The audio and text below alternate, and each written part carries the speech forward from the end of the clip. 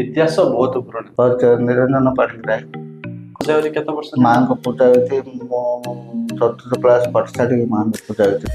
ମା ଫୁଟି ବାହାରୁଛନ୍ତି, ମା ହଉଛନ୍ତି ଫୁଟି ବାହାରୁଛନ୍ତି।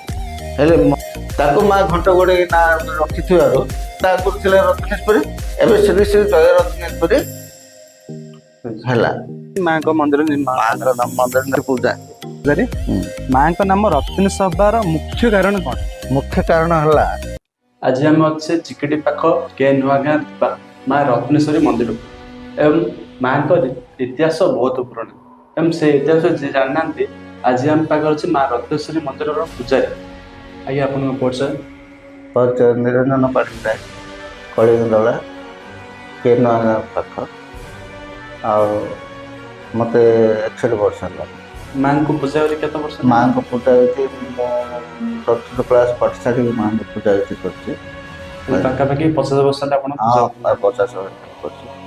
ହେଲେ ମାଙ୍କ ଇତିହାସ ବିଷୟରେ ଆପଣ କଣ ଜାଣିଛନ୍ତି, ତାକୁ ଭକ୍ତମାନଙ୍କୁ ଟିକେ ଜଣାନ୍ତୁ।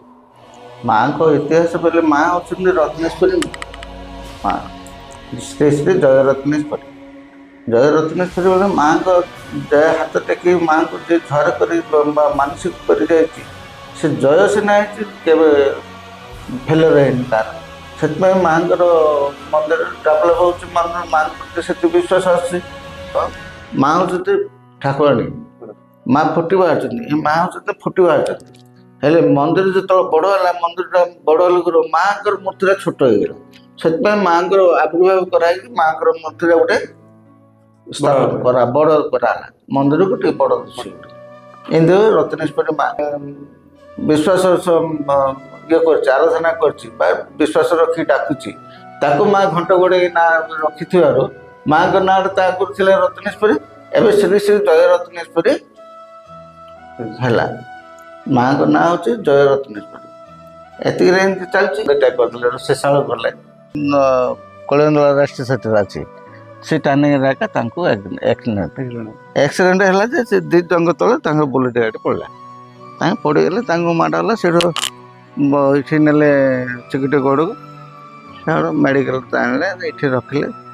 ତାପରେ ପରେ ଗଡ଼ର ଚିତ୍ରକାର ଅକୁର ବୁଢ଼ା ଛୋଟା ମାଷ୍ଟର ବାପାକୁ ଡାକି ଆଣିକିରି ଏଠି ସିଂହ କାମ ଲାଗିଲା। ଏମିତି ସିଂହ ଦୁଇଟା ହେଲା। ଏମିତି ମାଙ୍କ ମନ୍ଦିର ନିର୍ମାଣ, ମାଙ୍କ ମନ୍ଦିର ପୂଜା, ଆଶ୍ୱିନ ମାସରେ ନବରାତ୍ରି ପୂଜା। ନବରାତ୍ର ପୂଜା ଏଠି ଫେମସ୍ ପୁରା ପ୍ରସିଦ୍ଧ। ଲୋକମାନେ ଆଉ ଚୈତ୍ର ମାସରେ ଆଗେ ସେଠୁ ନାଚ ଫାଚ ପଡୁଥିବାର, ବେଲିରା ସବୁ ନାଚା ଗା ହବାର, ଯାତ୍ରା ଲାଗିବାର। ଏବେ ଆଉ ଚୈତ୍ର ମାସରେ ନାଚ ଫାଚ ପଡୁନି। ବାର୍ଷିକ ଉତ୍ସବଟା ହଉଛି, ହୋମ ହେଇକି ଏମିତି ହଉଛି। ଆଉ ହେଲେ ପୂଜାରୀ, ମାଙ୍କ ନାମ ରତ୍ନେଶ୍ୱରୀ ହେବାର ମୁଖ୍ୟ କାରଣ କଣ? ମୁଖ୍ୟ କାରଣ ହେଲା ମାଙ୍କୁ ଯିଏ ଆଶ୍ରୟ କରିଛି, ସେ ଲୋକର ମନସ୍କାମନା ପୂର୍ଣ୍ଣ ହେଇକିରି ସେ ଯାଇଛି। ସେଥିପାଇଁ ସେ ରତ୍ନେଶ୍ୱରୀ ନାଁଟା ତା ମାଙ୍କର ଆଗରୁ ଥିଲା, ସେଠୁ ଜୟ ରତ୍ନେଶ୍ୱରୀ ନାଁ ସେଠି କରାହେଲା। ଆଉ ଯୋଉ ଲୋକମାନେ ଯୋଉ ଗୋଟେ ଅଛି ମିଥୋଲୋଜି, ମା ଅର୍ଦ୍ଧରାତ୍ରି ରୋଡ ଉପରେ ବୁଲନ୍ତି, ସତ ନା ସତ ସତ ସତ। ମାନେ ଲୋକ ଦେଖିଛନ୍ତି, ବହୁତ ଲୋକ ଦେଖିଛନ୍ତି। ବହୁତ ଲୋକ ଦେଖିବାରୁ ସେ ମାଙ୍କର ପ୍ରଭାବଟା ପଡ଼ିଛି।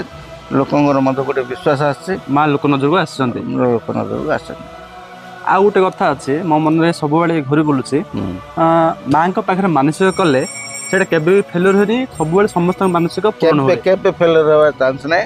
ହୃଦୟର ସହ ବିଶ୍ୱାସର ସହ ଯଦି ମାନସିକ କଲେ, ସେଠୁ ମା ଜୟ ରତ୍ନେଶ୍ୱରୀ ଜୟ ଉଡ଼େଇ ସିନା ଯାଇଛନ୍ତି, କେବେ କାହାର ଫେଲର ହେଇନି। କାହାର ଫେଲର ହେଇଥିଲେ ମାଙ୍କୁ ଏତେ ବିଶ୍ୱାସ କେହି କରନ୍ତିନି, ଏତିକି ଭାବିଥାନ୍ତି କି ଏତିକି ଡେଭଲପ ମଧ୍ୟ ହେଇନି। ବୁଝିଲେ? ଧନ୍ୟବାଦ।